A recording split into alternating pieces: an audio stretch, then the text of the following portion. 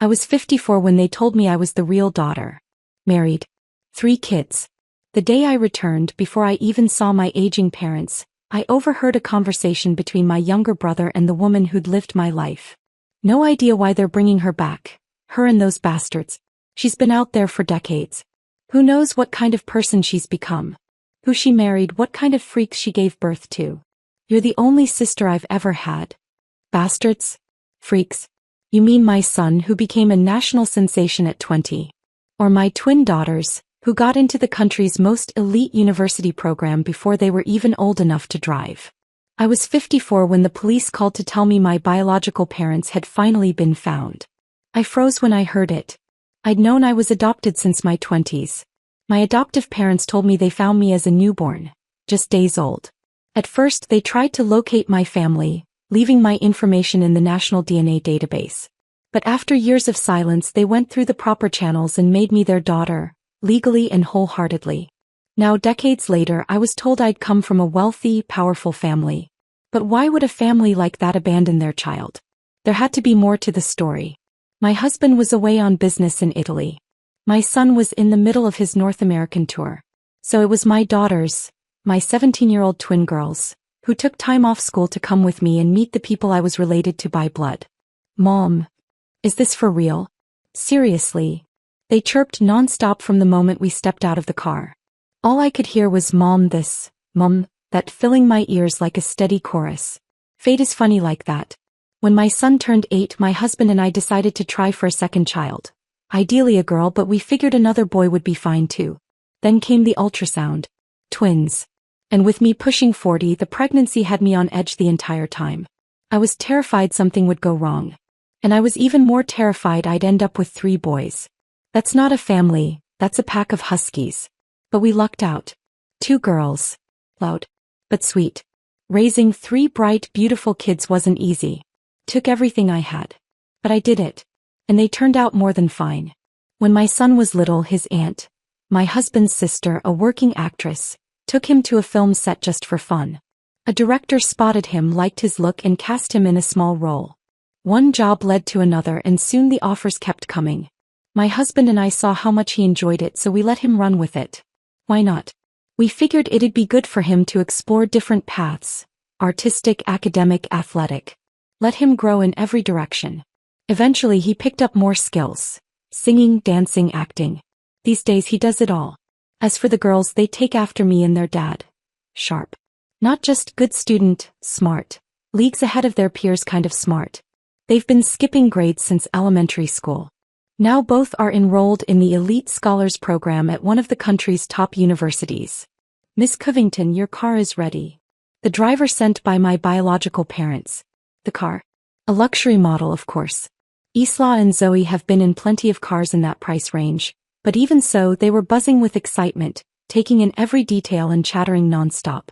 Mom, Isla poked me, you're about to meet your real parents. And they're like crazy rich. Aren't you freaking out? They were kids after all. They'd been buried in schoolwork for weeks. This was their first excuse in a while to get out and have some fun. To them, this Davenport family was just another stop on an adventure. They treated it like we were guests visiting a fancy estate. But from an adult perspective, if they truly cared, if this reunion mattered, they'd have sent more than just a driver. Sebastian had messaged me earlier, asking if I'd arrived at the Davenports. He also sent over a few documents about the family. Background, social ties, media mentions. Classic Sebastian.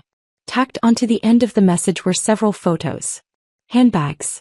He wanted to know which ones I didn't like so he could rule them out for the gift he planned to bring back from his trip. Clearly, this whole reunion thing wasn't a big deal for either of us. Maybe if it had happened when I was 20-something, I'd have been emotional. Conflicted even. But I'm 54. The people who raised me, who found me swaddled and helpless, took me in, gave me a name, a home and a life, are gone now. They died never knowing if anyone would come looking for me. They were my real parents. No quotation marks needed. I'd already built another life. Another family. And any weight this return to roots once carried had long since dissolved over the years. The Davenport estate loomed ahead. The car pulled up. My daughters and I stepped out. The man waiting for us was the family's butler. He gave me a look, just a flicker of surprise in his eyes, but said nothing. "This way, Mrs. Davenport," he said. That title made me pause. Just minutes ago the driver had called me Miss Covington. Now I was Mrs. Davenport? Interesting. More curious still was the route we were taking. Not to the main hall where guests were usually received, but down a side path, toward what looked like a secondary wing of the estate. We hadn't even reached the door when voices floated down the hall. "I still don't get why the old man and woman insist on bringing her back. Her and those bastards. She's been out there for decades. God knows what kind of person she turned into, who she married, and what kind of mutant brats she popped out. One sister's more than enough. If word of this gets out, do you know what it'll do to the Davenport name?" The butler coughed, pointed and deliberate. The voices cut off instantly. I was led forward to formally meet the people I was related to by blood. 3 of them waited. David Davenport, my younger brother, 46 this year. I'd seen his photo before, but in person he looked every bit the product of old money. Polished, composed, the face of a man raised to inherit and expand generational wealth. Next to him sat Grace Davenport, the woman who had unknowingly lived the life that was meant to be mine. She was elegant in the way most well-bred society women are, understated but deliberate.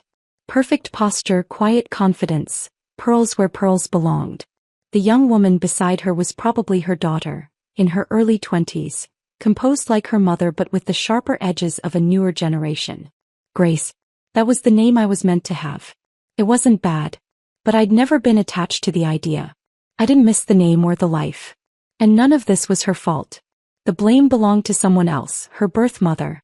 From what I'd been told, she was a close friend of Eleonora, my biological mother, decades ago. Back when Eleonora was happily married and expecting her first daughter, me, her friend's life had crumbled. A bad breakup, a pregnancy, and a family fortune gone. She was desperate to ensure her child still had a way to rise, to belong somewhere powerful. And so, when Grace was born, not long after me, somehow the babies were switched. The details were never clear. What I do know is that this woman took me away with no intention of raising me. I was abandoned almost immediately. And now, all these years later, the truth stood exposed. But what did it change? 54 years had passed. More than half a lifetime. Grace's mother had long since emigrated and passed away a few years back. As I stepped into the room with my daughters beside me, I watched the 3 of them take us in. Their eyes moved over us slowly, and in them I saw it. That unmistakable flicker of surprise. They hadn't done their homework. They expected a plain, bitter woman. Someone worn out by years of obscurity, weighed down by resentment or regret. Instead they found me. Confident. Composed. Flanked by 2 bright, beautiful daughters. Whatever story they told themselves about the sister who vanished into the unknown. I wasn't it. And I didn't need their validation to feel whole. I was proud of the life I'd lived. And I wouldn't trade it for theirs. "Excuse me," I said evenly, breaking the silence as our mutual assessment lingered in the air. "Are Mr. Benjamin Davenport and his wife not here today?" If I was being honest, it was them I wanted to see. My biological parents. Not the siblings I never knew, not the people who'd taken my place or built lives around my absence. Though the siblings had dropped their earlier conversation, they didn't seem too concerned about whether I'd heard any of it. That quiet entitlement, the kind that comes from always assuming you're on the right side of the table. It wasn't new to me. I'd seen it plenty, especially when I was young and just starting out in my career. But these days it's rare. Most people no longer look at me or my children that way. Our parents aren't well. They're still at the recovery facility, but they should be on their way back now. My brother, David, finally said, his tone polite but distant. He looked at me with a kind of practiced formality and added, "I'm David, your biological younger brother." He gestured toward the 2 women next to him. "This is our sister Grace and her daughter Blair." The whole thing felt like a badly cast play where everyone knew their lines but no one believed in the script. For a moment no one moved. Just an awkward 2-second pause stretching out longer than it should have. Then Grace stood. She crossed the room and took my hand in hers. Her voice softened, thick with sympathy. "Sister, you've been through so much." My eyes dropped to her hand, perfectly manicured, wrapped in designer elegance. A diamond ring the size of a quail egg catching the light like it had something to prove. I glanced down at my own hand. My wedding band was simple. No stones. Just a smooth, plain ring that had sat there for over 30 years. No, I hadn't suffered. But the truth behind my past, the strange web of abandonment and substitution, it left a strange feeling in my chest. Not pain, just discomfort. A sense of being misfiled in my own story. This is your aunt and your cousins, Blair. Say hello, Grace prompted her daughter, still holding my hand like we were reenacting some tearful reunion from a soap opera. Blair looked me up and down. Her outfit was flawless. So was her posture. Her expression, however, was carved from solid indifference. Hi, she said flatly. Her eyes never met mine. The arrogance wasn't subtle. Didn't need to be. Her mother might have been the imposter. But Blair? He was the real thing. Born into the name, raised with it, shaped by it. She didn't see me as family. He barely saw me at all. The Davenport family was, without question, one of the wealthiest in the region. Old money, high society, the kind of name that opened doors without knocking. Grace's husband, naturally, came from a lineage just as polished. Perfectly matched on paper and pedigree. Today the family's reins were largely in David's hands. And he made sure to play the part. We'll host a welcome dinner for you tonight, he said, all composure and authority. The butler will show you to your rooms so you can rest for now. But he asked me to stay behind for a moment after the others left the drawing room. He turned to me with what I assumed was meant to be sincerity. Whatever happened in the past, it's behind us now, he said. Grace is a victim too. None of us knew the truth. If Mom and Dad hadn't randomly decided to do full family DNA testing this year, we'd still be in the dark. He explained how, the moment my biological parents found out the girl they raised wasn't theirs by blood, they contacted the authorities and filed a report. Since my DNA had been sitting in the national database for years, the system matched us quickly. Too quickly, really. The whole process was startlingly efficient, almost disturbingly easy, especially when you think about how many families lose children and never see them again. She's been our sister since day one, David went on, talking about Grace. She's a Davenport through and through. She married into the Caldwell family, she's lived that life. It wasn't her fault, this was her birth mother's doing. Their bond clearly was strong. Siblings raised together. Decades of shared history and loyalty. I gave him a small smile and asked gently, you say she's a victim. So tell me, what exactly did she lose? David opened his mouth. Closed it. No answer. I was the one abandoned. I was the one who almost died. That's all I said out loud. But the list ran much longer in my mind. She lived the life meant for me. Wrapped in silk, raised by doting parents, handed opportunities that most people only dream about. She had a family, an identity, a safety net. She took up space in a world that should have been mine. Not by malice, maybe. But fact is fact. For 54 years she lived in the nest that was supposed to be mine. And a lifetime isn't infinite. Plenty of people never make it to 54. Plenty live their entire lives waiting for a truth that never comes. If I had lived a life of suffering, if I had scraped by, unloved, unsupported, what would this truth have been then? A gift? Or a final insult? Even now, with a life I'm proud of, with love and success and children who bring me joy, should that cancel out the harm done to me? Does my survival somehow absolve them of what I was denied? That's the question no one dares ask. And the one they'll never be able to answer.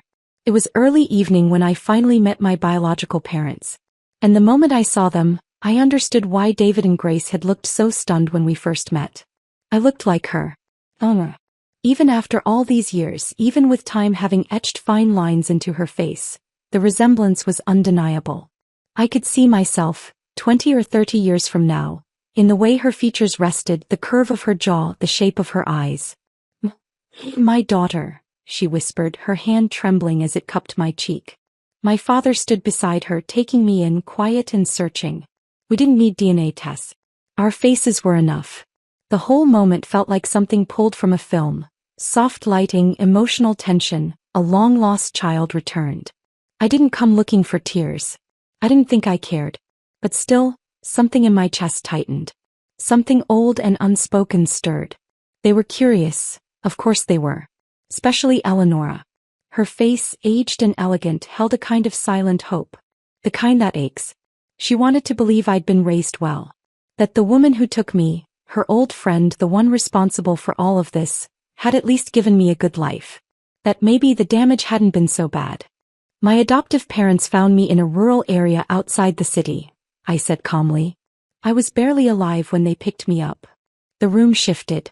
I saw it, the flicker across their faces. Realization. Her. Shame.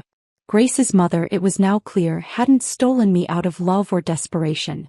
She never meant to raise me. She didn't even care if I lived. She'd taken me to remove me from the picture, to clear the path for her daughter. And she almost succeeded. Grace and her daughter weren't present for this conversation. Convenient. I kept my story simple. Brief. Nothing dramatic. Just the broad strokes. Taken in, raised by kind people, studied, worked, married, had children. Nothing flashy. Nothing wild. To them, I imagine it sounded like an ordinary life. But maybe that made it harder. Because even in its simplicity, it was a life I had to claw together from nothing. While Grace had been handed mine like a birthright. They didn't say it out loud. But I could feel it. They hadn't expected their real daughter to turn out like me. Michelle, I know you've had a hard life, Benjamin Davenport, my biological father, finally spoke, voice deep but carefully measured. But this isn't something we can make public. Letting the outside world know would just invite scandal and gossip. He paused, glancing at Eleonora, then back at me. Grace may not be our daughter by blood, but she's been part of this family for decades. She's married into the Caldwell family now, and her birth mother is no longer around. If this story gets out, it could affect both families. Then, as if making a generous offer, he added, what we can do is tell people we felt a special connection to you, call it fate, and say we're taking you in as a goddaughter. We'll bring your children into the family that way too. As for compensation, your mother and I will take care of that privately. How does that sound? I didn't even have time to process the insult before Isla, my daughter, spoke up. If you weren't planning to acknowledge my mom, then why bother dragging her back in the first place? Her tone was sharp, her face a mirror of mine when I'm done being polite. She and Zoe had been whispering about the Davenports all afternoon. Clearly their patience had run out. David's voice cut through the air. Since when do kids interrupt when adults are speaking? Where's your manners? There was. He didn't just disrespect my daughter. He dismissed her. Dismissed me. Zoe didn't take it lightly. You're upset about her manners, but not about the fact that your family's being completely unfair? She shot back. My mom's the one who was wronged. And all you people care about is protecting the one who took her place. David's expression twisted, his pride clearly bruised. He stood abruptly, his eyes narrowing at me. Michelle, is this how you've raised your daughters? I met his gaze, calm and steady. Yes. I raised them well. Well enough not to stay silent when their mother's being disrespected. I tilted my head slightly. And you? What gives you the right to correct them? Uncle. I turned to Eleonora and Benjamin. I wasn't raised by my biological parents. And my daughters certainly haven't received an ounce of your care or attention. We came here today as guests. Uninvited ones, it seems. If anything, we're owed courtesy, not lectures masked as authority. One sentence. That's all it took to turn their faces pale, then red, then pale again. Truth, when it lands clean, doesn't need to be shouted. It just needs to be undeniable. David, apologize to your sister. Benjamin's voice cracked like a whip. Being over 40 and getting scolded by your father, especially in front of outsiders, clearly didn't sit well with the heir of the Davenport family. David stiffened, jaw clenched, pride wounded. What did I say that wasn't true? He muttered, his tone icy. None of this is our fault. We're the ones who've been lied to. If she's so full of resentment, why even bother coming back? Why indeed? It was a fair question, just not in the way he meant it. I didn't bother arguing about whether David owed me an apology. I turned my attention instead to the two people still standing across from me, the ones who'd called me daughter, with shaking voices and sentimental expressions not even an hour ago. I'd like to ask, I said, calm and direct, what exactly did you mean by compensation earlier? David's expression shifted instantly. There it was, that look of course. Like he'd been waiting for the moment I'd prove I was just like he assumed. Grasping, bitter, transactional. His contempt wasn't subtle. But Eleonora and Benjamin held their poise. Eleonora reached into her handbag and pulled out 2 cards. Michelle, she said gently, this card has $1 million. It's yours to use however you like. The second is a supplementary card on my account. You can use it freely for daily expenses. And if you'd prefer not to move in with us, we're more than happy to purchase a home for you nearby. You and the girls. $1 million. A black card. Real estate. To the average person, that's life-changing generosity. But one glance at David was enough to see what this meant inside the family. That money? It was chump change. The car they sent to pick me up earlier probably cost more. Compared to what they'd poured into raising Grace. The elite education, the luxury, the influence, the future locked into place from day one. It was laughable. They searched my face for gratitude. Maybe shock. Emotion at the very least. They found none. I smiled politely. Not cold, not mocking. Just honest. I assumed, I said, that compensation meant something closer to what your other children received. For example, equity. A share in the family company. David couldn't sit still any longer. Michelle, don't be greedy, he snapped. You just got back and you're already asking for shares? I raised an eyebrow. Aren't they rightfully mine? From what I've heard, Grace holds 5%. Should I be getting less than her? He turned to our parents, indignant. See? I told you, she came back for the Davenport money. Actually laughed. If you're not worried about the money, then why are you so nervous? I didn't let him finish. Because I knew exactly what was going on behind that flaring temper. I'd done my homework. The Davenport family was still firmly under Benjamin's control. Despite David being positioned as the heir, most of the actual shares hadn't changed hands yet. Grace, though technically part of the company, only held a symbolic position. Her stake was small, enough to show face, not to matter. Benjamin had never truly considered her a successor. Bringing me back complicated things. One more mouth at the table. One more name on the paperwork. Grace had no real standing to protest, not now that the truth was out. But David had everything to lose. And nothing makes people twitch like the idea of slicing a smaller piece of a pie they thought they already owned. Enough, Benjamin finally said. Michelle, keep what we've given you for now. The rest, these things take time. For now, let's focus on the welcome dinner. It was a dismissal disguised as diplomacy. He didn't say yes. He didn't say no. He left the offer hanging in the air like a gold coin just out of reach, shiny enough to distract, vague enough to avoid commitment. That night's dinner turned out to be a private family meal. Low-key. Intimate. Exactly what you'd expect from people trying to keep a scandal under wraps. No announcement. No press. No toasts to long-lost daughters. They didn't plan to reveal who I was. And they certainly didn't plan to reveal who Grace wasn't. Benjamin and Eleanor were old now. And like all aging parents, they were clinging to the comfort of having their real daughter and granddaughters returned to them at last. The three of us looked polished enough, respectable enough to fit the part. But wanting both sentiment and silence. To reclaim their lost child and keep their perfect family image intact. That was the kind of wishful thinking only the rich could afford. Because you can't have both. You don't get real daughters and clean slates. Not after 54 years. Not without paying the cost. I glanced around the table, taking in the faces of those present.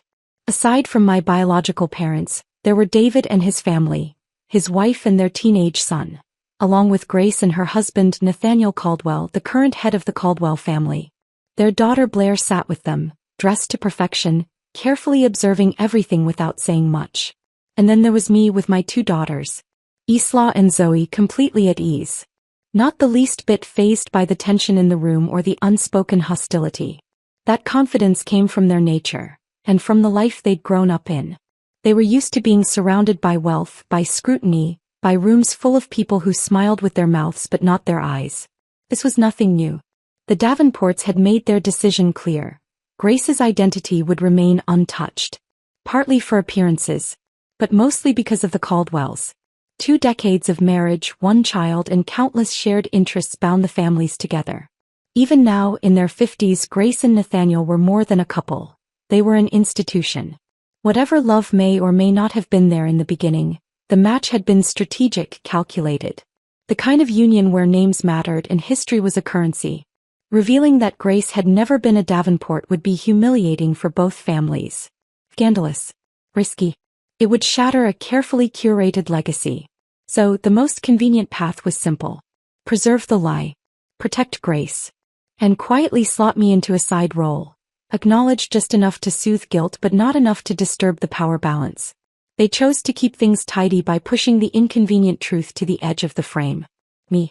At 54 I wasn't easy to placate. I didn't have the softness of youth or the blind hope that family would fix everything. I'd lived too much, lost too much, and built too much on my own to be naive. They couldn't sell me fairy tales. Not anymore. The dinner itself was a study in expensive awkwardness. Flawless cuisine, polished silverware, wine that probably cost more than some people's rent. All under the pretense of celebration. It was theater, carefully choreographed, with everyone playing their part. A joyful reunion on the surface. A damage control meeting underneath. David and his wife didn't even pretend to like me. Their son sat next to Blair, thick as thieves, the two of them whispering and exchanging smirks with all the subtlety of teenagers raised on entitlement. They were aligned. Curry. The message was unspoken but clear. I might be blood, but I was not one of them. And they were betting I never would be. As for Grace's identity, truly no longer mattered. Not to her. Not to the Davenports. She knew exactly where she stood. Knew that being exposed as not Benjamin and Eleanora's biological daughter wouldn't cost her a damn thing. Not after 50+ years, not with the Caldwell name behind her. Not with a daughter born into power and a husband who still held real influence. So no, my return didn't scare her.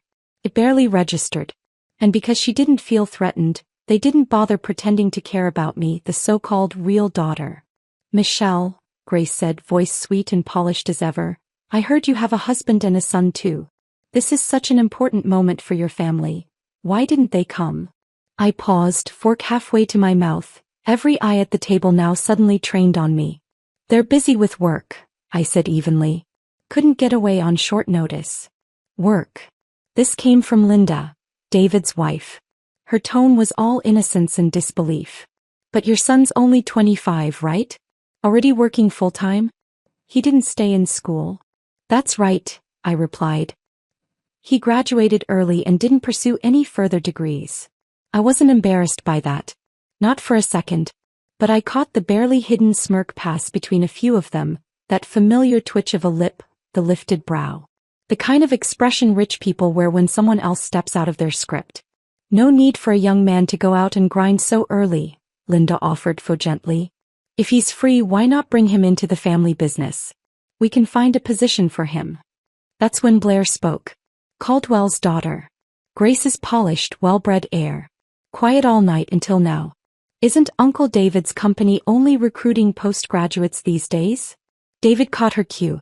Well, he said, chuckling lightly, some departments still take people without advanced degrees. Not sure if Michelle would be comfortable with those. But hey, if it's tricky, maybe we can slot in her husband too. Always space somewhere. Soft laugh. Two mocking gazes. And every word dipped in that same syrupy condescension. I glanced toward Benjamin and Eleanora, half expecting them to step in with more than just words. But they didn't. They offered a few token scoldings. Gentle now, and let's not be rude. Performative. Hollow. The kind of discipline that ends with a wink when no one's looking. I smiled. Controlled. No need, I said, setting down my fork with care. They're doing just fine on their own. I wouldn't want to disrupt their progress by dragging them into places where they're clearly not welcome. After that little exchange about my husband and son, the table quickly moved on, as expected. A shift in topic carefully orchestrated, like flipping the page on a script that was getting too uncomfortable. This time it was Blair's birthday. Of course, the only daughter of the Caldwell family wouldn't be getting just cake and flowers.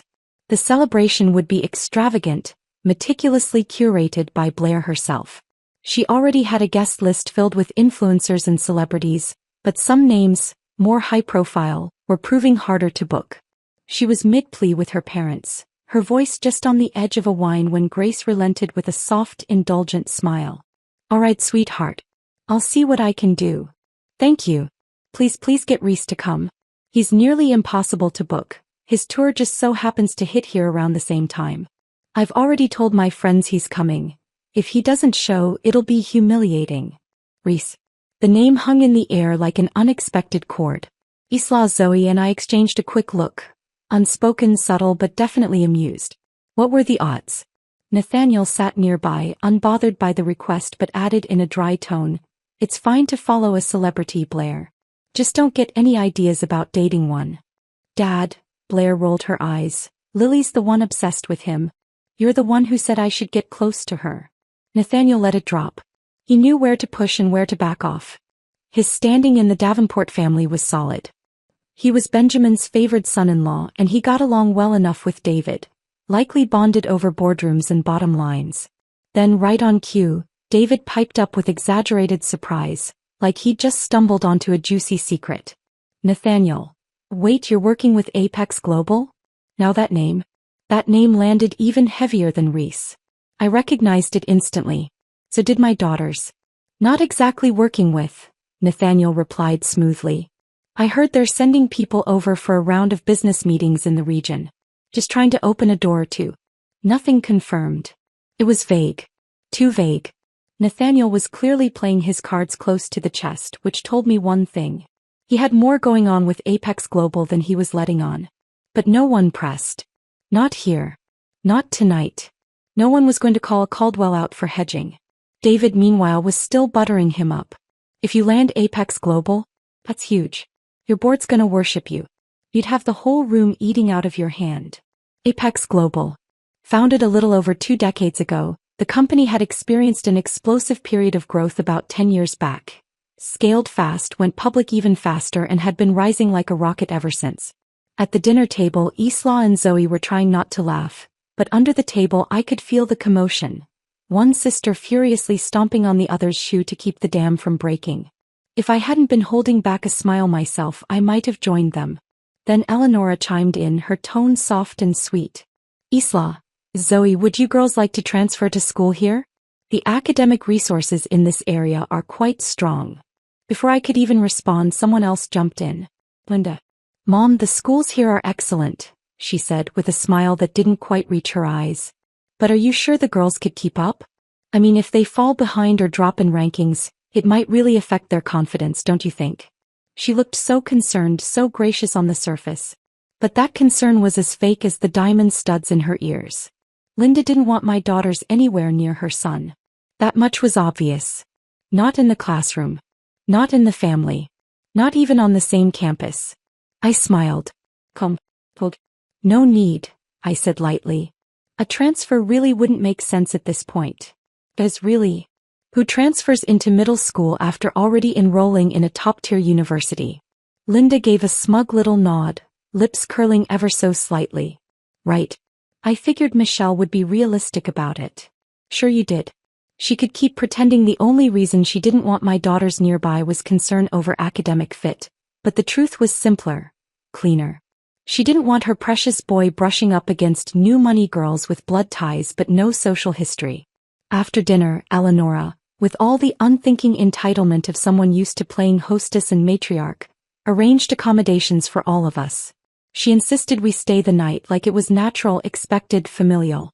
Grace's old bedroom had been carefully preserved like a museum piece. Her daughter Blair had her own permanent room in the mansion too. Comfortable. Personalized. As for me and my girls, they cleared out 2 guest rooms at the last minute. To be fair, they offered Isla and Zoe separate rooms. But the girls took one look, traded glances, and made a quiet, unanimous decision.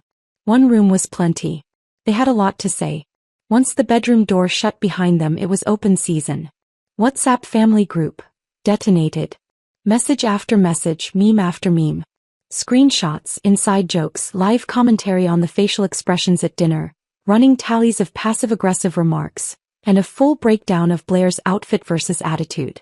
By the time Sebastian and Reese finished their work for the day and opened the group chat, 300+ unread messages. And not a single one out of place. Sebastian's call came through just as I was settling into the night. "How's day 1 of your grand reunion?" he asked. "Not bad," I said with a small smile, eyes on the dark window pane. "Dinner was impressive." On the other end, his voice softened, amused. "I saw the group chat. Your daughters sound like they're ready to storm the gates. And you? Not even flinching." "They've got more fire than I do," I said, half laughing. He chatted about a few small things, wrapping it up with the kind of words that always made everything feel simple again. "Michelle, if you're not happy there, come home. I'll be back in a few days. Hey, I said. It wasn't dramatic, but it grounded me. Not long after we hung up, there was a knock at the door. I opened it to find Grace standing there in a silk nightgown, soft, expensive, perfectly styled. Her presence radiated calm elegance, the kind that's practiced rather than natural. "Can I help you?"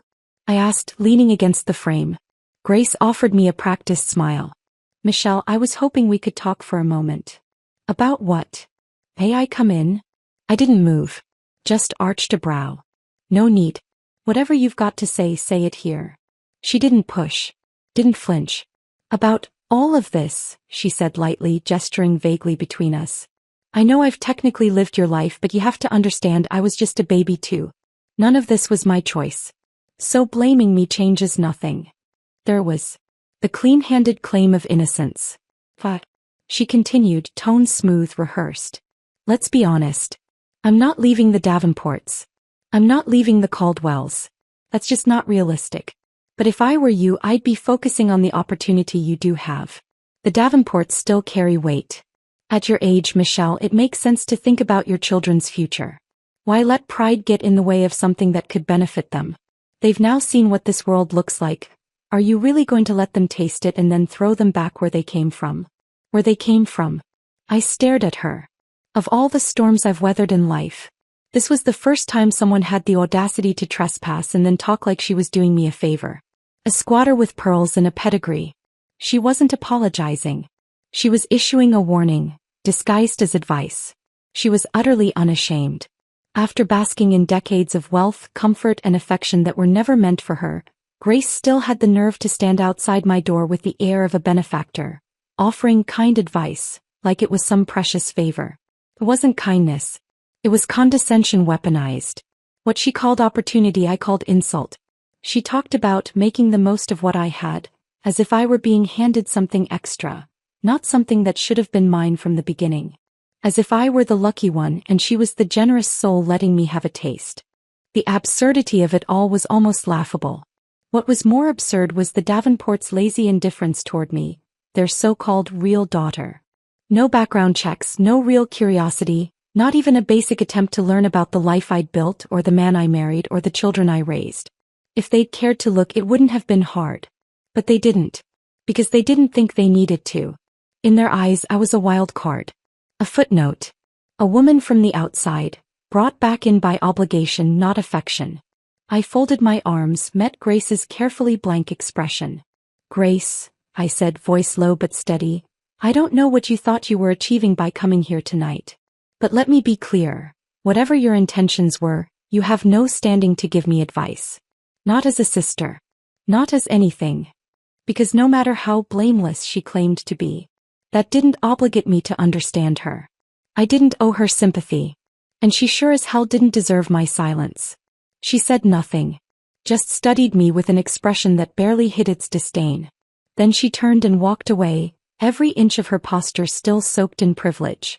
That wasn't blood. That was leverage. The kind built on image, marriage, and years of being mistaken for someone she wasn't. He could keep it. It never belonged to her anyway. Meanwhile, in the next room, Isla and Zoe whispered and laughed into the night, venting every bit of pent-up sarcasm and frustration they hadn't been able to unleash over dinner. It was close to sunrise before they finally fell asleep. By morning we were gone. No dramatic announcement. No goodbyes. Just a quiet departure. They hadn't expected that. The looks on the Davenports' faces when we told them we'd be leaving.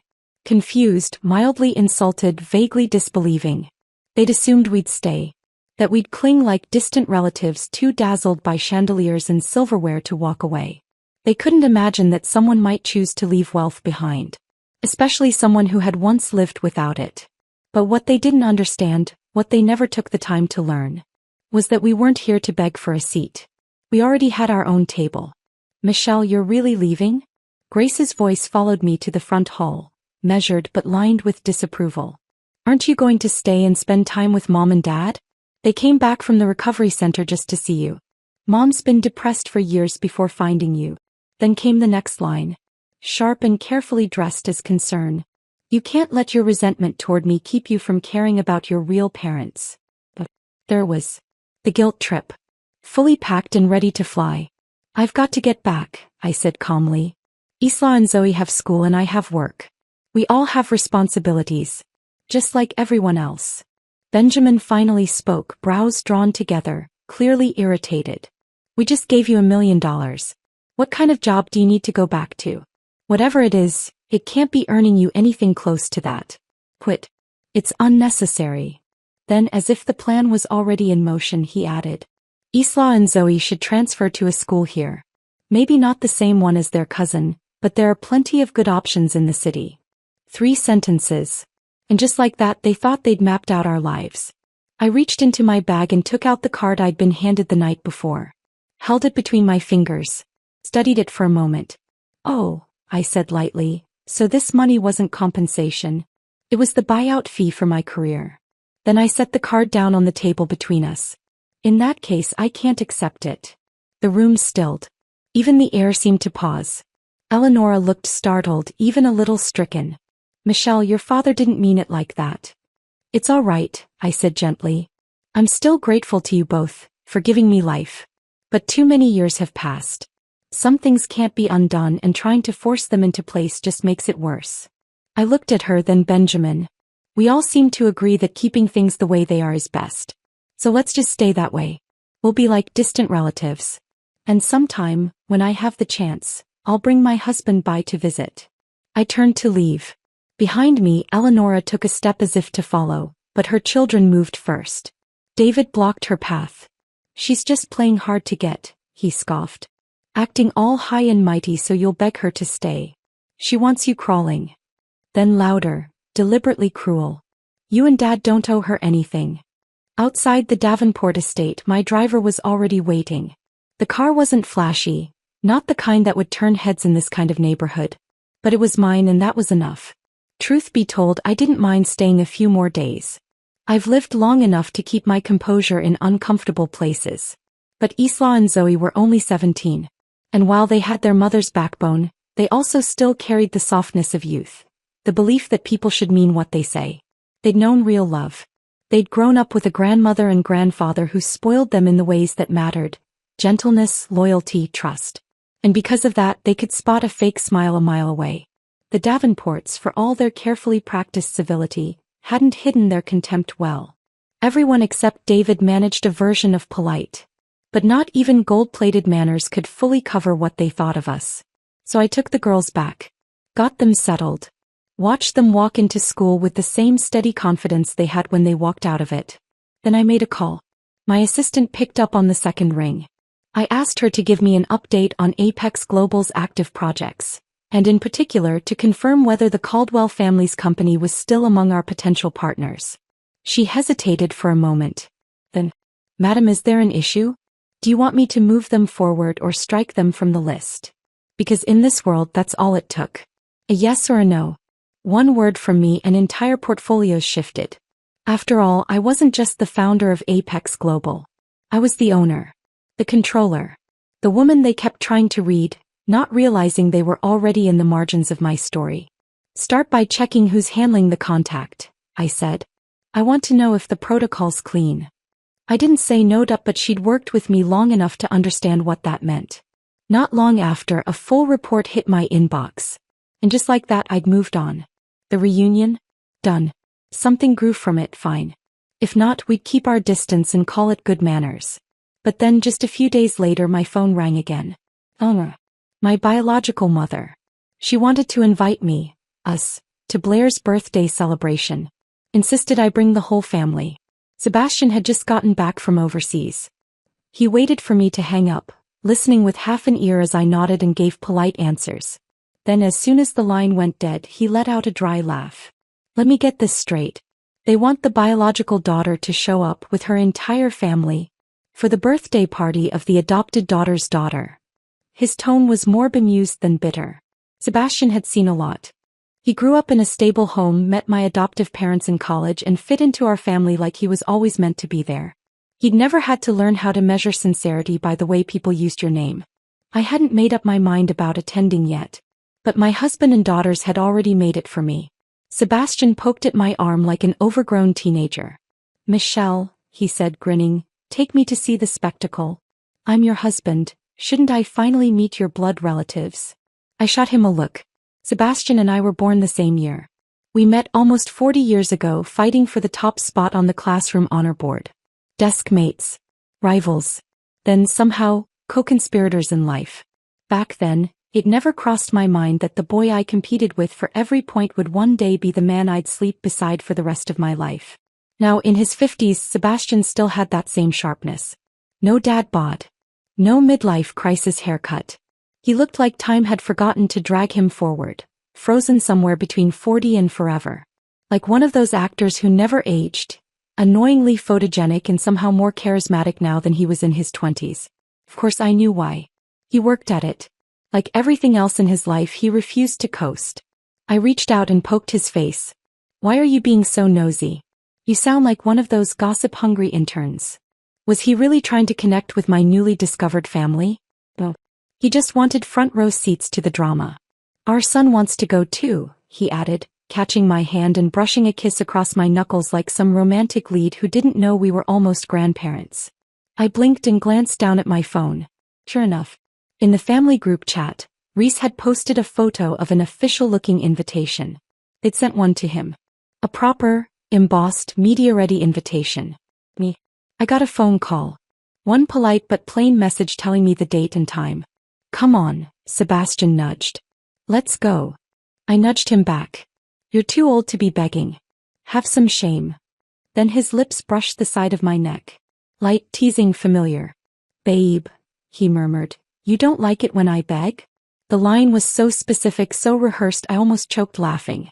A few weeks ago, during a dinner with business partners, someone had made the mistake of trying to flatter me by assuming I liked younger men. Without asking, they sent some 20-something baby-faced charmer to my side, trying to pass him off as attentive company. He'd leaned in close, too slick by half, and cooed almost the exact same thing. Babe, you don't like it when people spoil you? He wasn't even half as good-looking as Sebastian used to be, and not a fraction as interesting. Worse, the kid had no idea who he was standing next to. Because that night, Sebastian had come to pick me up. Walked in, tailored and unbothered, eyes calm and sharp. The room shifted when he entered, because unlike that boy, my husband didn't try to impress anyone. He didn't need to. He was proof of one simple truth. A Ferrari, even with age, is still a Ferrari. And the engine still runs just fine. That night, when Sebastian whispered "babe" over and over in my ear like it was a personal prayer, he didn't let up until I forgot everything I'd planned to say. Now hearing that same word again in broad daylight felt less like a nickname and more like some sort of signal. A button pressed, a game resumed. I tried to push him off me, half laughing, half serious, intending to say something snarky, but didn't quite make it. Sebastian grinned like he'd already won. You're seriously gonna deny a middle-aged man his right to a sex life? He teased, mock-offended. Especially when the loud ones are finally not home? By the loud ones he meant our 3 kids. After the twins were born, Sebastian had voluntarily gotten a vasectomy. Said it with a straight face too. Michelle, I love them, but I'm not trying to roll the dice on a 4th. We're already outnumbered. And yes, despite the chaos, I did end up bringing him and the kids to Blair's birthday party. Held at a countryside estate. Lush, sprawling, straight out of a luxury ad campaign. The kind of place that whispered old money and screamed look at me. Technically it used to be Eleanora's. But word had it Blair had whined sweetly enough that the estate ended up on her birthday gift list. I knew this not because someone told me directly, but because someone in all their warm familial enthusiasm had decided to add me to the Davenport family group chat. Yes, that chat. The one where they traded smiley selfies, shared saccharine quotes, and performed affection like it was their second language. A daily feed of blessed to have each other energy. If only they knew how often I scrolled through it with a glass of wine and an arched brow. The front of the estate looked like a luxury dealership. Ferraris, Bentleys, Maybachs, Porsches, name a badge and it was there. It wasn't subtle. But then again, neither was this family. The Davenports hadn't sent a car for us. Maybe it was a deliberate oversight. Maybe not. Didn't matter. I wasn't new to this kind of scene. I'd attended more of these events than I could count, and usually I'd just have the driver bring something understated but presentable. But today, Sebastian got ideas. With a sparkle in his eye like a man preparing for an improv sketch, He headed to the garage and handpicked the most low-profile car we owned. Something that looked like it belonged to a literature professor on sabbatical, not the founder of a global conglomerate. And then, just to complete the bit, he insisted on driving himself. Black sunglasses. Rolled sleeves. One hand on the wheel like he was ready to film a cologne ad. I didn't argue. If the Davenports wanted to believe we were ordinary, Sebastian was very willing to play the part. Hell, he might win an award for it. Sebastian and I had the twins with us, Isla and Zoe, dressed neatly but not showily, the way girls with confidence and taste usually are. Reese was supposed to arrive later. His schedule was packed as always. He'd said he'd join us directly and head home with us after. So it was just the four of us when we pulled up to the estate. And as expected, because this was the Davenports after all, we were stopped at the gate. The security detail was professional, even apologetic but firm. "I'm sorry," the man checking names said, glancing between us and his tablet. "We were instructed not to admit anyone without a physical invitation." His tone wasn't rude, but there was no mistaking the implication. No invite. No entry. I didn't argue. Didn't flash credentials. Didn't name drop. Around us, other guests were being waved in smoothly, suits, gowns, jewelry that screamed old money or desperate to look like it. Some turned to look at us as they passed, curious, mildly amused. People trying to crash parties like this weren't rare. But dragging an entire family along to do it? That was unusual. And if we followed the expected script, I was supposed to call my mother right now. After all, she had invited us. Grace must have suggested it, but Eleonora had made the call herself. So I dialed. 1 ring. 2. 3. Voicemail. I tried again. Still nothing. I exhaled slowly and turned to my family, calm as ever. "All right," I said, brushing non-existent lint off my sleeve. "Looks like we're not wanted that badly. Let's head home." Sebastian arched a brow but didn't protest. The girls? Their expressions said it all. Really? This is how they play it. We turned, took a few steps away from the entrance. That's when we heard it. "Wait. Please, don't go." The voice was rushed, out of breath, urgent. We paused and turned. A man in a dark tailored suit came jogging up the path toward us, clearly in a hurry, and clearly anxious about the optics of what was unfolding. He wasn't security. He was someone higher up. Probably event staff with instructions to avoid PR disasters at all costs. His smile was tight, his eyes wide with apology. "I'm terribly sorry," he said, panting slightly. "There was a communication issue, completely our fault. No one informed the entrance team. Your honored guests. Please, let me escort you in personally." Around us, more guests were arriving, some slowing down just enough to catch a snippet of the commotion. They didn't recognize us. Not yet. But they would. I gave a soft smile but didn't move. "And you are?" The man straightened immediately. "I'm George, the event manager overseeing Miss Caldwell's birthday celebration." "So you're saying," I continued calmly, "that the Caldwell family did in fact invite us. You were aware of it, but due to your team's oversight that information wasn't passed to security at the gate?" He dabbed at the sweat forming on his forehead. "Yes.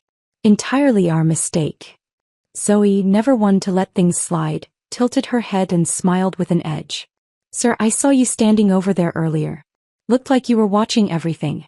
You didn't seem in a hurry then." Isla chimed in sweetly.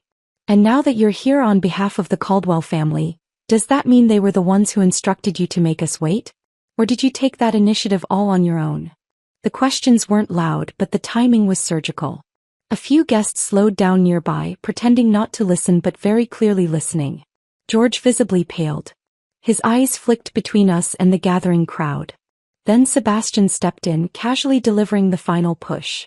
"If this is how you treat invited guests, you might want to include a disclaimer on the invite next time. Entry not guaranteed." He gave a tight smile. "Might save everyone the trouble." George looked like he saw his entire career flash before his eyes. "I sincerely apologize," he said, bowing his head slightly. "It was entirely my oversight. The lady of the house gave specific instructions. You were to be welcomed with full courtesy. Please, I beg you, don't let my error reflect on the family." He was groveling, but not in a pathetic way, just enough to show he knew where the power actually sat. It wasn't with the name printed on the gate. It was with the ones everyone was now watching walk through it. Sebastian looked at me wordless, waiting for my call. I nodded once. All right. Lead the way. He exhaled quietly in agreement, then reached for my hand. But the moment we stepped through the gate, a sharp voice cut through the buzz behind us. Covington. I froze. The voice wasn't hostile, but it wasn't friendly either. My grip loosened from Sebastian's hand. Then, smoothly, I reached for my daughter's instead, taking both their hands as I stepped forward without looking back. Quick, light-footed, purposeful. Behind us, Sebastian was the one intercepted. I didn't even turn around, because whoever it was calling my name, they weren't important enough to slow me down. Let them make the introductions. We were already on the guest list. My phone started buzzing as we made our way in. Dozens of new messages flooding in like warning sirens. Accusations. Complaints. Thinly veiled rebukes. Apparently, me walking away from the gate, letting Sebastian deal with the awkward scene outside, had offended all the right people. Not that I cared. If they recognized him, chances were they recognized me too. They just chose to pretend otherwise. Fine. Let Sebastian work the crowd. He was better at that part anyway. I, on the other hand, was genuinely curious. Why had they invited me? It certainly wasn't out of guilt, or some sudden desire to make amends. Not from the Davenports. Not from Grace. I wasn't delusional. And I didn't have to wait long to figure it out. As I wandered through the crowd with Isla and Zoe by my side, the whispers started. Not loud enough to be called out, but not quiet enough to go unnoticed. From a group of girls dressed in careful layers of designer labels, delicate heels clicking against polished stone. Blair, that's your grandma's adopted daughter? Looks just like Eleonora. Kind of eerie, actually. She's wearing what off the rack? Not a single label I recognize. Why would your grandparents bring someone like that in at their age? Especially when she's practically your mom's age. Weird. Other than resembling your grandma, she's totally average. I heard she and her family almost got turned away at the entrance. Did you guys even invite them, or did they just show up? I swear some people will do anything to latch onto wealth. Maybe she got surgery to look like that. I've seen worse. She's not exactly young anymore, but those two daughters? They're pretty. If they play it right, maybe they'll use this connection to marry up.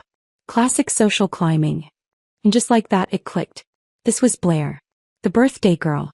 The princess of the night, determined to craft an image. The elegant daughter, born into legacy, standing by her mother. The poor, wronged woman whose rightful place had been threatened by a stranger from nowhere. And so, what better prop than the real daughter? Bring her in. Dress her down.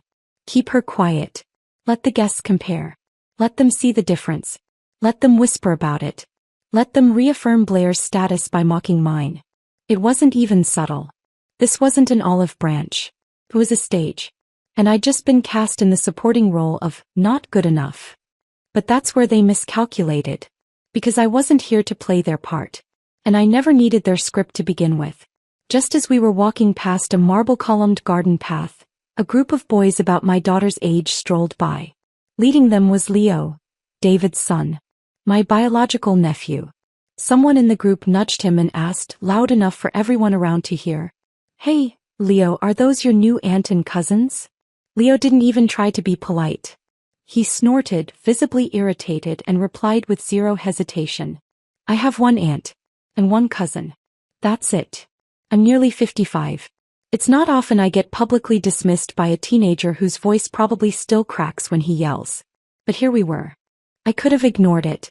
I've ignored worse. But my daughters? They weren't raised for silence. Isla glanced around, theatrically confused, then turned to Zoe. Do you hear that? Sounds like some dog barking. So noisy. Zoe didn't miss a beat. Seriously. Where are the owners? Can't just let a mutt yap at guests like that. The boys froze. Leo turned bright red. Are you calling me a dog? Isla grinned, eyes wide with faux innocence. Well, I didn't say who I was talking about. But if the collar fits. Zoe let out a snort. Damn, never seen anyone volunteer to get insulted before. The entire exchange took less than 10 seconds and it was a direct hit. Leo's face twisted in disbelief. This was clearly a boy who'd grown up cushioned, praised, and deferred to, unfamiliar with anyone calling him out, especially not girls who didn't cower at his surname. You're real proud of yourselves, huh? He snapped. You think you belong here? If it weren't for the Davenports, your family wouldn't even be allowed past the gate. He knew who I was. He knew the truth. But he still said it. Loud. Public. Meant to humiliate. And now just like that we had the crowd's attention. The whisperers turned again. Heads angled. Eyes narrowed. All of them wondering what exactly we were doing here. If we were crashing a party we didn't deserve to be at. But this was where my daughters thrived. Isla's smile widened until it was all teeth. Oh really? Well, joke's on you, Leo. My mom might be able to compete with your dad for the inheritance someday. Zoe followed up, voice syrupy sweet. You seem really stressed about us, Leo. Scared dad won't get to hoard the whole Davenport pie anymore. And there was. I hadn't understood until that moment why they insisted on coming tonight. Why they hadn't flinched once despite the tension. They weren't here to attend Blair's party. They were here to shatter the illusion. The Davenports could claim I was just an adopted daughter. Married with grown kids, no stake in their empire. But now the guests were wondering. What kind of relationship lets someone compete for inheritance? What kind of family drama is being covered up behind the smiles and wine? They tried to write me into the background. But Isla and Zoe just yanked the curtain wide open. The truth was, neither I nor my daughters cared about the Davenport fortune. But that didn't mean they wouldn't use it as ammunition. Stirring the pot, as it turned out, was something of a family trait. Leo was only in middle school. Young, pampered, never challenged. My daughters, on the other hand, were already in college. From day one, Sebastian and I raised them with the same principles we gave their brother. Balance, discipline, edge. They could dance, code, speak 3 languages, and win an argument in 5 seconds flat. And no one their age, or Leo's age especially, could match Isla when it came to comebacks. Just as the situation was starting to heat up, a calm, practiced voice cut through the tension. Aunt Michelle, came the voice of the birthday girl. Blair approached with the poise of someone trained for public appearances. She was flawless from head to toe. Hair, makeup, posture, even the measured concern in her voice. Everything about her screamed Caldwell princess, down to the custom jewelry set that probably cost more than most people's cars. She stopped just close enough to make it look intimate but not too warm. Leo didn't mean what he said, she said smoothly. Please don't take it personally. For my sake, just let it go. Her tone said I'm keeping the peace. Her posture said don't cause a scene at my party. I looked at her. This picture-perfect girl standing in her designer shoes, head slightly tilted, soft smile in place. She was beautiful, polished, and entirely performative. Blair, sensing my silence, tried again. He's spoiled, I know. The whole family's too soft on him. I'll apologize for him, okay? She didn't get to finish. A girl to her left, sharp-featured, thin-lipped, the kind who always smells blood in the water, cut in with a scoff. Why are you apologizing? She said, eyes flicking toward me. Some people don't know their place and then act like they own the room. No manners at all. Lily, don't, Blair said quickly, tone suddenly sharper. But the girl, Lily, wasn't done. She looked me over like I was a product she didn't quite believe was authentic. Seriously, is she really a Davenport goddaughter? Or is she just someone your grandfather couldn't keep in his pants? The words landed like a slap in the crowd. But before the silence could settle, someone whispered nearby. Wait, but doesn't she look like Mrs. Davenport? The implication shifted instantly. It wasn't just that I looked like someone from the family. I looked exactly like Eleanora. And if not Benjamin's, well, there was only one Davenport woman she could resemble like that. Blair's expression faltered. Lily visibly froze. Because suddenly their little narrative, this tidy story about the inconvenient older woman they were trying to rebrand as a fringe relative, started to crack at the seams. I saw the realization flicker across a few guests' faces. The kind of realization that didn't need to be confirmed to be believed. And worse, the kind that couldn't be untold once the seed was planted. If I was Eleanora's secret daughter, what did that make Grace? What did that make Blair? What kind of scandal would that unleash? And just like that, the room dipped into the kind of silence you only get when every single person is thinking the exact same thing. What if the real heiress isn't the one they've been applauding all night? Blair smiled again, the expression calm but brittle. Aunt Michelle, like I said, Leo was out of line. I've already apologized for him. Can we let this go now? But Leo, clearly not a fan of being used as a prop for damage control, snapped before I could respond. I never said sorry. Why should I? She's the one barging in here trying to take things that don't belong to her. He jabbed a finger in my direction, his voice louder now.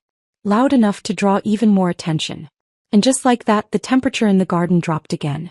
Another girl, Lily, standing just behind Blair, narrowed her eyes, her lips curling with barely disguised disdain. Wait. Take things, she repeated. She's not seriously trying to claim something, is she? Her voice dipped, the way people talk when they think they're exposing some ugly family secret. Is she really just a goddaughter, or is she, one of those? Everyone in their social circle knew what those meant. The illegitimate ones. The inconvenient ones. The scandal-buried mistakes of people who were supposed to know better. Blair gave her a smile, tight-lipped, perfectly rehearsed. Of course not. She's my grandparents' goddaughter. Nothing else. But Lily wasn't done. A random woman gets adopted at 50-something and suddenly starts eyeing inheritance? That's embarrassing. Must be broke. She said it with a laugh. Like it was a joke. Like I hadn't heard it all before, and worse. Then, just as she was about to turn away, she glanced at Blair and shifted the topic without warning, as if I'd already been dismissed. So, Blair, what about Reese? You said he's coming tonight, right? When? Blair's entire demeanor changed. Her annoyance vanished, replaced with sugary anticipation. He's not confirmed yet, but his agent responded, said he'll try to make it tonight. She leaned closer to Lily. You'll finally get a chance to meet him in person. I'll introduce you if you want. Lily's eyes lit up, her earlier hostility already forgotten. She practically squealed. Oh my God, Blair, you're the best. You know how obsessed I am. If I could just talk to him. But I wasn't listening anymore. Because now I remembered exactly who Lily was. The Lily. The girl from the dinner conversation. The one the Caldwell family was interested in building connections with. Smart family. Strong financial background. And apparently very interested in Reese. Which made this all the more hilarious. Because my son, my sharp, beautiful, arrogant son, was notoriously picky. He barely attended commercial events. Spent most of his time split between film sets, live shows, and university lectures. He didn't need brand deals or strategic appearances. He had no interest in playing industry puppet and certainly no interest in matchmaking setups. Especially not with girls like Lily. His fans adored him, especially the younger ones. Isla and Zoe, those two little fire starters, still hadn't calmed down. Now they piped up again, clear, unbothered, and loud enough for the surrounding crowd to catch every word. Yeah, Isla said with a breezy smile. Our mom's that goddaughter, the Davenports had to go through the police to find. Zoe nodded, picking up where her sister left off. She didn't show up begging for anything, they dragged her back. Whole family affair. So that's what this was about. The goddaughter angle. When Benjamin first suggested it, to claim I'd been adopted spiritually rather than acknowledged as the flesh and blood daughter he and Eleonora had lost, I didn't agree. I didn't argue either. I simply didn't care enough to correct them. But my daughters? They'd been listening. And they'd been waiting. Now they were pulling every card off the table and throwing it out into the open no matter how messy it looked. And finally the noise reached the hosts. Grace and Nathaniel made their way over. They weren't hurrying, but their steps had that exact kind of social urgency, the one used by people who just realized a PR issue might be unfolding in their front yard. Grace played her part first, of course. Soft voice. Sympathetic eyes.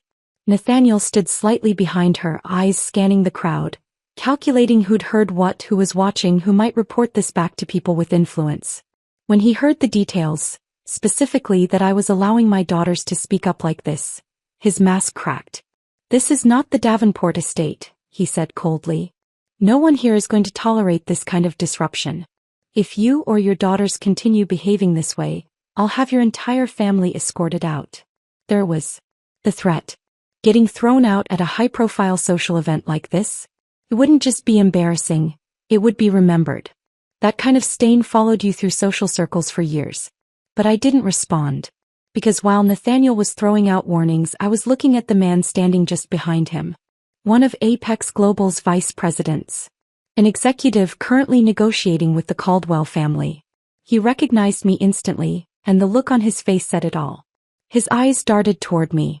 Then, as Nathaniel said the words, "Escort them out," the man took a quiet but deliberate step back. Just enough to suggest he had no idea who I was. Professional survival instincts. He didn't want to be caught on the wrong side of the conversation. Grace jumped in, eager to play mediator. "Nate," she said gently, laying a hand on his arm, "don't overreact. Just let this go. For my parents. Don't embarrass them tonight." Her tone was calming, but her eyes weren't on me. They were on the guest, on the donors, on the clients, and on the growing sense that this party was slipping out of her control. Nathaniel wasn't having it. If the Davenports want to indulge temper tantrums, that's their choice. But this is a Caldwell event.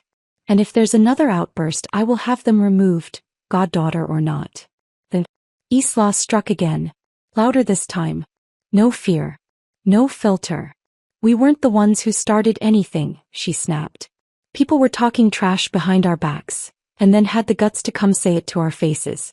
That's not class, that's just being desperate for a slap." She narrowed her eyes at Nathaniel. "You invited us. Now you want us out because your guests are getting mouthy and can't handle the fallout? That's not etiquette. That's guilt." The crowd around us was frozen, eyes bouncing between us like a tennis match, unsure if they were witnessing a scandal or the start of something much bigger. Nathaniel's expression hardened into something sharp and final. He turned toward the nearby staff and gave the order. "Escort them out." A single sentence, "escort them out," and I saw it. The flash of satisfaction on too many faces. Leo. Their little circle of trust fund kids. Even Grace, who just moments ago had played the peacemaker, stood still, no longer pretending to intervene. From the second-floor balcony, I caught David and his wife watching everything unfold with matching smirks. Spectators at a public stoning. As for my so-called parents, I didn't even know if they were here. Maybe that was a blessing. I smiled. Not mockery.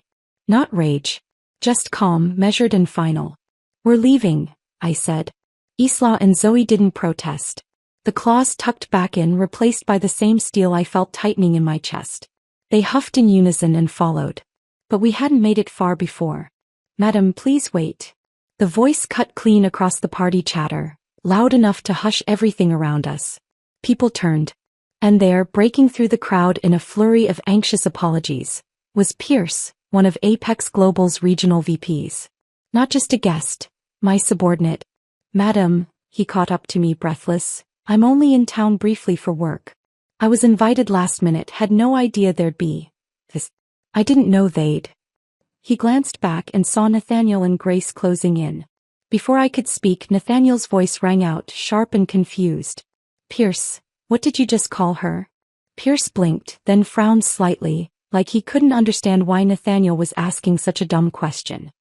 He took a step away from them, clearly and deliberately, and spoke just loud enough for the entire room to hear. "Caldwell, this is Michelle Covington, founder and current chair of Apex Global. You're trying to secure a partnership with us, then attempt to throw out our CEO in front of 100 witnesses." The silence that followed was brutal. A pin could have dropped and people 3 rooms away would have heard it. And around us, faces paled. Eyes widened. Drinks lowered.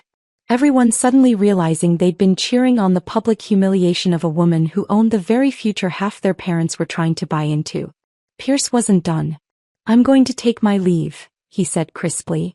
"This is clearly not a venue where our leadership is respected. And as far as that partnership goes..."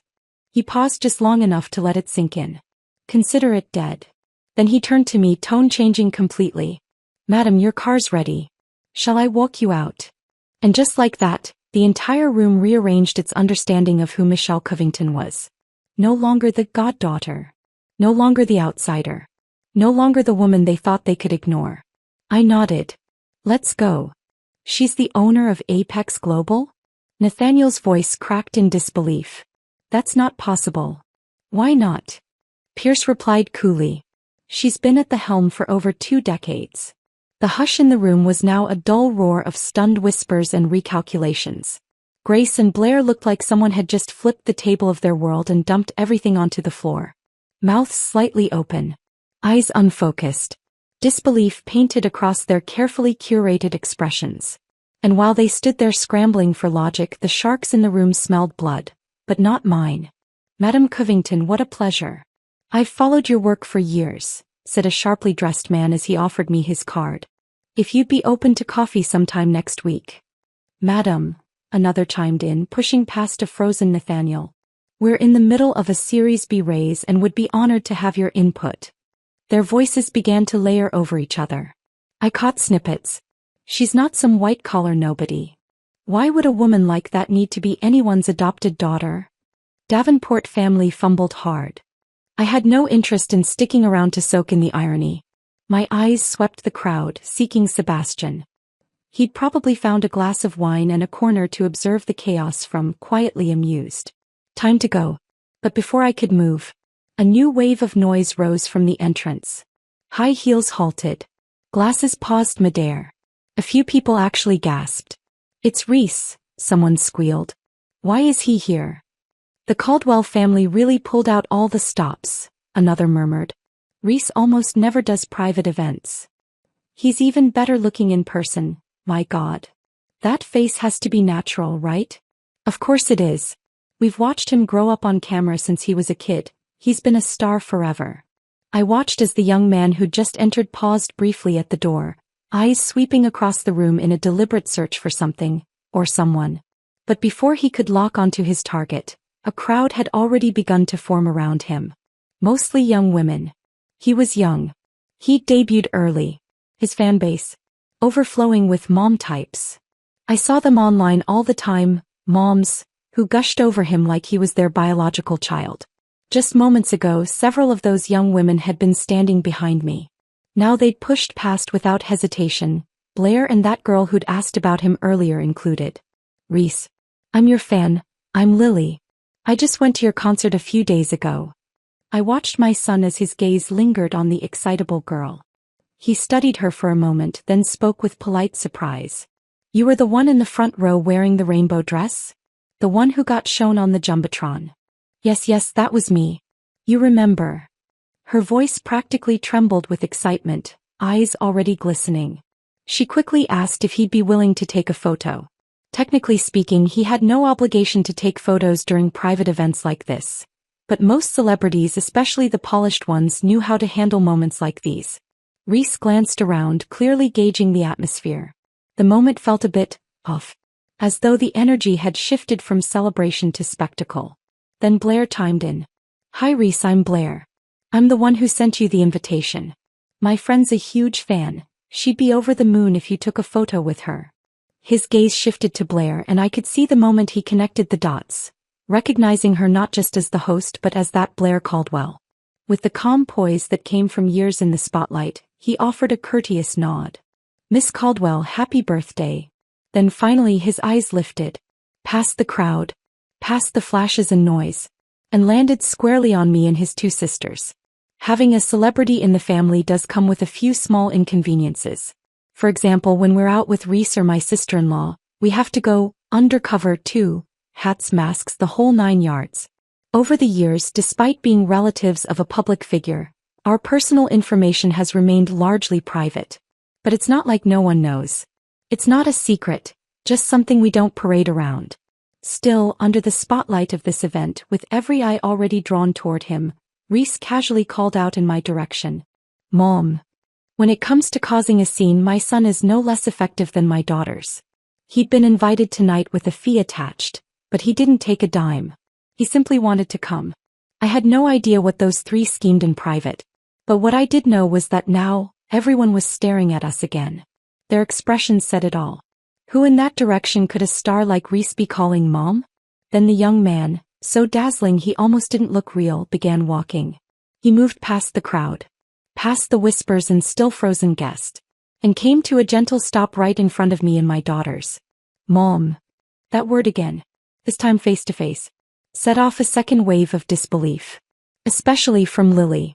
Just moments ago she called herself his biggest fan. And she clearly remembered all the things she'd just said to me in defense of Blair. Her face turned sheet white.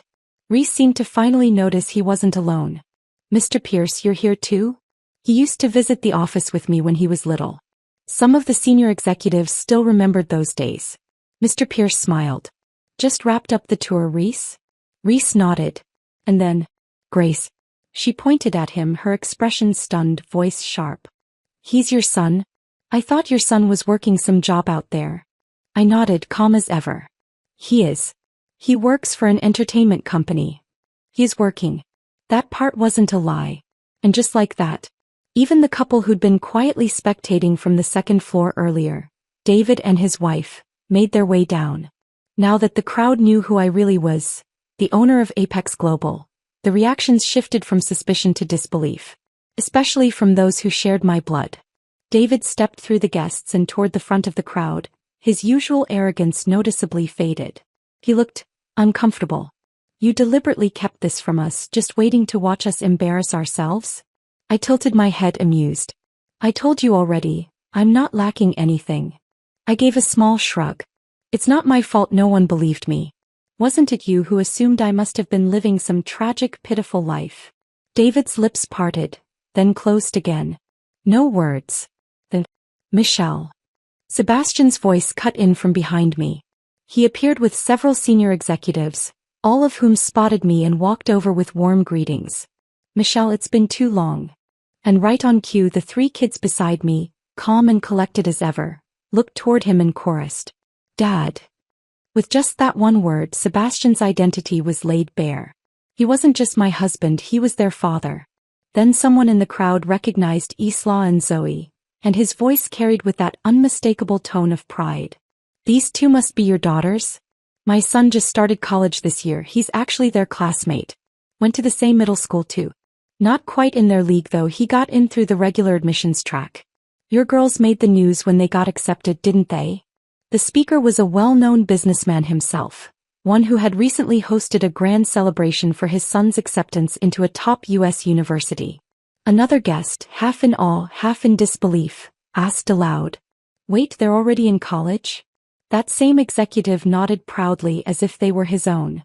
Top-tier twins, geniuses. And not long ago Linda, David's wife, was the one who had so smugly suggested my daughters might not be able to keep up at her son's school. Her face had gone absolutely pale. What a masterfully executed social demolition. Sebastian leaned in beside me and quietly asked, What happened? I simply replied, Let's go. We're clearly not welcome here. So we left, our family of 5 calm and unbothered. My subordinates followed as well. And as for the hosts, Nathaniel and his family had no grounds to ask us to stay, not after they'd ordered us out themselves. But the damage was done. Caldwell's little coming-of-age spectacle had turned into a public disaster. In elite circles there's no such thing as a well-kept secret. The gossip started to spread, first in whispers then in waves. My resemblance to Eleanora was too obvious. And Grace? Not so much. Her features bore little to no trace of the Davenport couple. Ironically, the very people trying to smear my reputation ended up doing me a favor. They publicly shared how I refused the compensation, a measly $1 million, offered by Eleanora. Before the truth came out, most assumed that adopted daughter was just another gold digger. Afterward, they laughed. $1 million? That doesn't even cover what their kids spend at auctions. Calling that a reparation for your biological daughter? What a joke. Funniest part? She didn't even want the money. If I had a daughter like that, successful husband, brilliant kids, I'd have her on a pedestal. But not the Davenports. They act like she's here to rob them. So Grace really isn't their daughter? Took someone else's life for over 50 years? If I were the real one, I'd be disgusted just looking at her. What's even dumber is, if they had found her earlier or hadn't swapped the kids at all, the Caldwell marriage would have been to her. Imagine the Apex Global CEO as your in-law. They wouldn't have to beg for partnerships now. Partnership? Please. No one from Apex even bothers to acknowledge them anymore. And as for Lily, she completely cut ties with Blair after the party. She'd realized far too late that she had been used. Pointed like a weapon at the mother and sisters of her favorite celebrity crush. And worst of all, the ones who looked the most foolish were the Davenports and the Caldwells themselves. Their pride, their prejudice, and their desperate need to protect appearances had turned them into the latest punchline in high society. The whispers, the gossip, the social fallout, it all eventually reached me and Sebastian, of course. But to be honest, we barely noticed. because our weekend was filled with a far louder soundtrack. Mom, mom, mom. Dad, dad, dad. All from 3 grown, chaotic, utterly unrepentant children. It was the weekend and for once all 5 of us were off. No school, no shoots, no meetings. And when 3 adult-sized humans are bouncing around your house yelling over each other for your attention, you start considering drastic solutions. Like Sebastian turning to me and saying, "We could book a hotel room, just for the silence." God, we'd aged into that kind of old couple, dreaming of peace and privacy in a 5-star suite 30 minutes from our own house. But no. Our kids were clingy, funny, annoyingly lovable, and this chaos was ours. Meanwhile, the Davenports had been trying to get in touch with me, relentlessly. Now that the world knew who I was, finding out who Sebastian was had been easy for them. After all, when I met him he was already wealthy. And what he'd built in the last 2 decades only made the contrast between us and the Davenports that much more stark. Funny, isn't it? They were so intent on me playing the adopted daughter. But now, they just sat back and said nothing as rumors swirled that Grace was a fraud. Now they wanted a meeting. A formal apology, they said. From the younger generation, who had spoken out of line. But let's be honest. Were they really the only ones who'd crossed the line? Where do you think those kids learned to sneer and spit venom? It wasn't just their own invention. They had role models. So I agreed to meet. Out of curiosity. Out of closure. And this time I didn't go alone. Sebastian came with me. No kids. Just husband and wife. 2 people who'd built a life no one in that family had ever expected.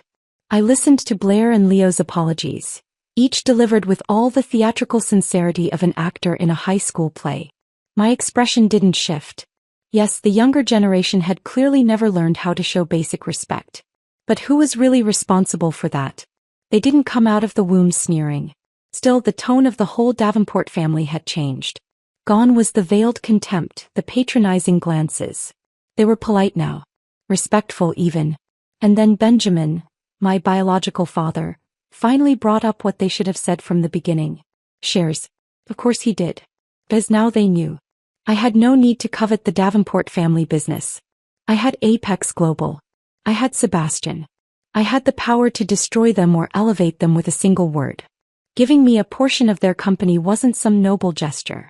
It was a strategic alliance, one that let them maintain face and buy a lifeline into the right circles. David, for once, kept his mouth shut. He knew the truth. The empire they'd built him into couldn't match what I'd built from scratch. Let's be honest. If I'd been raised as the rightful daughter of this family, there wouldn't be a question about inheritance. David wouldn't even be in the running. That reality clearly stung. And then Benjamin had the nerve to say, "Michelle, I know you must still have resentment. It was our failure as parents that left you adrift for so many years. You don't like Grace and we understand that. But she's innocent in all this too." Innocent. Right. Eleonora followed up immediately, almost as if they'd rehearsed. "Yes, Michelle. You have to understand us. Both the palm and the back of the hand are made of flesh. Grace may not be blood, but she's our daughter too. Of course she is. They raised her. Spoiled her. Watched her flourish using a life that should have been mine. And now they wanted me to understand. To empathize. To let them keep both daughters, both legacies, both faces without ever paying the true price for what they took. Because at the end of the day, they still couldn't let go of the daughter they bought with my life." As soon as Sebastian began speaking, his tone was calm, almost professional. "I have some documents here. You might want to take a look before we continue." He handed over a folder. Benjamin took it and opened it with the mild curiosity of someone who thought they'd seen it all. He hadn't. Sebastian waited until they were holding the contents in their hands, then continued. "I came across this information by chance. What you're holding are select records of Grace's bank transactions. According to these, she began sending money to a certain account from the age of 18. A few years later, around the time she married, she switched to an overseas account. The recipient? A woman named Hannah Smith." He paused, then added, "That is Grace's biological mother. The transfers went on for over 30 years. Stopped only recently." The silence in the room was almost physical. Grace's face froze. Her husband looked blindsided. Her daughter equally stunned. But the real impact landed on Benjamin and Eleonora. They were staring down at the pages in their hands like the paper might catch fire. 30 years of deception. Sebastian concluded without raising his voice. So I think it's fair to say your adopted daughter may have known the truth all along. Since she was 18 at the latest. She didn't tell you. Instead, she funneled money to her real mother for 3 decades. Grace shot to her feet, her composure cracking. That's slander. You're lying. You two are conspiring to ruin me. Her voice was sharp, brittle. But I just looked at her, and then at the 2 people who'd once called her daughter, with the same calm I'd carried from the beginning. If you believe we forged the documents, you're free to investigate. Have your people verify every detail. If I've lied, I'll apologize publicly.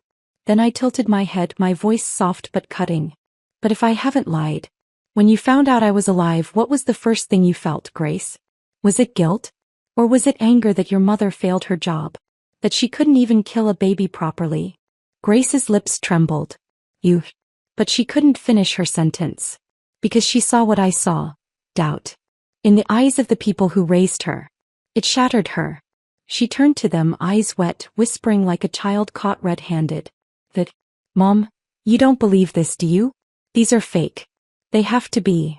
I didn't stay to watch the rest of her show. I didn't need to. Whether they believed her or not wasn't my concern anymore. I stood up. Sebastian stood with me. Without another word, we left. Under the weight of undeniable evidence, even the most convincing performance collapses into dust. Once the idea takes root, that the girl they raised might not be their own, finding me would have been easy. My records had always been accessible. Benjamin and Eleonora, the 2 remaining decision-makers in the Davenport family, admitted, if they'd brought me home at 18, our relationship might have been salvageable. They weren't wrong. If I'd still been a teenager, they might have willingly poured time and money into cultivating a bond, especially emotional ones. But at that time I still had my adoptive parents. I would never have left them. When confronted, Grace eventually stopped denying it. She cried. Oh, how she cried, and described in detail how her birth mother had told her the truth when she was 18. That the real Davenport daughter had supposedly died. That she was afraid. Afraid to lose the life she'd lived, afraid to be rejected, so she said nothing. Her excuse. She was blackmailed into sending money all these years. But what difference did it make? She kept that secret for 36 years. And once the lie cracked, everything else crumbled too. Grace's status in the Davenport family turned awkward. Her daughter, once proud, now had to live with the shame of her mother's choices. And then came the next blow. Nathaniel had a mistress. And children. Yes, plural. Grace's beloved only daughter was no longer the only one. Not even the only daughter. When the Davenports had her back, the Caldwells tolerated everything. But now they tested boundaries. Grace could not afford to lose her place as Mrs. Caldwell. There were fights but never real rage, because she had no leverage anymore. Nathaniel, unsurprisingly, despised a wife with no true name or status. And he blamed her for the string of failed business deals. When drunk, I heard he once rambled bitterly that his wife should have been a powerhouse. A queen in heels, a boardroom shark. How ironic. Because any woman with real power would have destroyed a cheating husband for less. As for the Davenport side, they started calling. Messaging. Trying to rebuild something, anything. But what's lost is lost. The first impressions they left were carved deep, and I saw no need to pretend we could turn that around. Not now. David, bless him, finally remembered that I was his full-blooded sister. Tried to use it. He hoped Apex Global might extend a helping hand. Open a door. Offer a deal. Hilarious. He must have mistaken Sebastian and me for idiots. Davenport Incorporated was already floundering. Decline was inevitable, unless someone with real market sense stepped in. But David was never that person. Eventually we left that city. We still had property there but no reason to stay. The whole reunion thing? Done. Our son returned to the chaos of showbiz. Our daughters went back to their studies. Sebastian and I still had fire in our blood.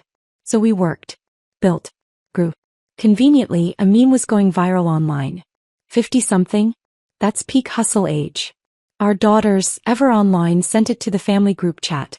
Motivation for our badass parents plus workaholic aunt. To which their aunt promptly replied in the middle of the night. Please. Sup. Y'all are exhausting me. Extra story. High school years. I had this classmate. Top grades a bit spoiled. A boy, good-looking with beautiful handwriting that teachers praised more than the actual answers. But I didn't like him much. He was popular. Too popular. Sometimes I'd just step out to use the restroom, and by the time I returned, one of his friends would be comfortably sitting in my seat chatting with him like they owned the row. At some point he must have noticed my growing irritation. After that, whenever his friends came around, he'd just stand up and leave with them to talk elsewhere. Another thing, his grades. Every time my name came right below his on the ranking board, I'd grit my teeth and silently vow, next time I'm beating him. His being number one feels amazing. After one particularly painful second-place finish, I was staring at my wrong answers in deep self-reflection when Sebastian, that same annoyingly perfect desk mate, leaned over and said, "Michelle, I can walk you through this one if you want." He was challenging me. Finally, I got first place. I casually glanced at his paper, smug and triumphant, and fired back. "Need me to explain anything this time?" He looked at me, completely sincere, and said, "Thanks."